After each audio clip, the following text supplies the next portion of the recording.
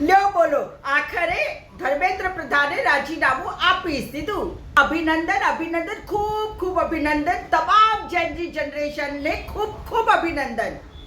આજે તો સેલિબ્રેશનનો દિવસ છે ભાઈ, મોજ મજા કરો. આજ તો તમારો દિવસ છે અને જેનજી જનરેશને પોતાની તાકાત બતાવી દીધી છે અને બતાવી દીધું છે કે ભાઈ ઝુકતી હે દુનિયા, ઝુકાને વાલા ચાહીએ. પણ વાત અહીંયાથી સમાપ્ત નથી થતી. આ દિલ્હીમાં જંતર મંતરના દરમિયાન જે પ્રદર્શન થયું અને અમિત શાહની દિલ્હી પોલીસે જે બર્બરતા કરી છે એના બદલે હોમ મિનિસ્ટર તરીકે અમિત શાહે માફી માંગવી જોઈએ.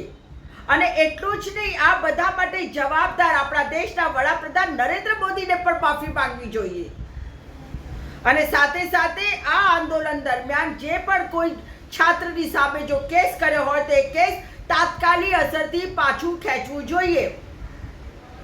અને સાથે સાથે આ જે નીટ પેપર કેન્સલ થયું અને એ પછી જે છાત્રોએ આત્મહત્યા કરી છે એ છાત્રોના માતા પિતાને કમસે કમ 1 કરોડ રૂપિયા આપવા જોઈએ, આ મુઆવઝાના તौर ઉપર, વળતરના તौर ઉપર.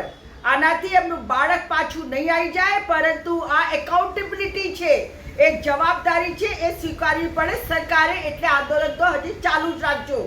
15 થી 20 જેટલા છાત્રોએ આત્મહત્યા કરી તો પીએમ મોદી આપે ને પોતાના પીએમ કેર ફંડમાંથી. આ પીએમ કેર ફંડ કોના માટે મૂકી રાખ્યું છે?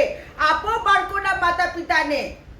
અને હવે સમજી લેજો, આ જેનજી જનરેશન જે છેલ્લા 12 વર્ષથી કંઈ જ નથી બોલી અને તમને એવું લાગતું હતું કે આ તો રીલ જોયા કરે છે, પરંતુ આ રીલ નથી જોતી, આ તમને જોતી હતી. અને એટલા માટે તમારો ચહેરો બધાએ જોઈ લીધો છે અને તમને આઈનો પણ બતાવી દીધો છે. એટલે હવે જેનજી જનરેશનની સામે પડવાની હિંમત કરતા નહીં અને આલતુ ફાલતુ નાટકો કરતા નહીં ને છોકરાઓની જે ડિમાન્ડ છે એ બધી પૂરી કરો. નહીં તો હજી તો આંદોલન ચાલુ જ છે, એટલું સમજી લેજો.